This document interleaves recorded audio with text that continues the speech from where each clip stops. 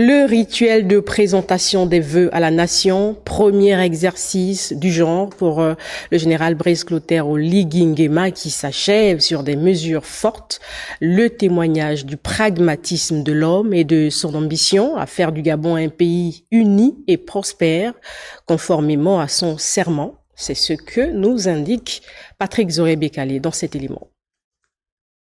Tenue d'apparat pour témoigner des attributs du pouvoir, de la solennité de l'événement et du caractère exceptionnel de la transition militaro-civile conduite depuis le coup de libération du 30 août dernier, le tout dans un décor ponctué de symboles de continuité et d'ancrage du Gabon à la communauté africaine et internationale, le premier message de vœux à la nation du général président de la transition, Brice Clotaire Oligui Nguema, confirme son engagement à faire du Gabon un pays uni et prospère, ainsi qu'en témoignent les réformes structurelles engagées à cet effet depuis 4 mois.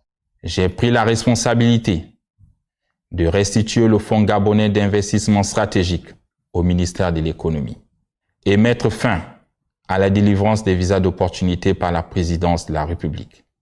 À ce jour, ce sont 421 km de routes qui ont été revêtues en bitume, en béton bitumineux et en pavé. Au regard de leur fort impact économique et social, 2024 a été décrété année de la prospérité partagée. Peuple gabonais, dans l'optique d'augmenter nos recettes, nous avons décidé de faire valoir les droits de préemption de l'État pour le rachat de la société pétrolière Assala. Pour le reste, rappelle l'agenda politique 2024 qui intègre l'organisation du grand dialogue national et du référendum constitutionnel et cette mesure forte au bénéfice de la promotion des droits humains.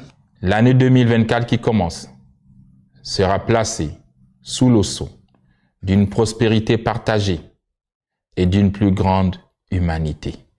Aussi, j'envisage la libération de 1000 prisonniers sous les conditions prévues par la loi. Pragmatisme, patriotisme, respect du serment, quête de la souveraineté nationale et l'indépendance du pays. Le premier message à la nation du général président de la transition marquera les esprits.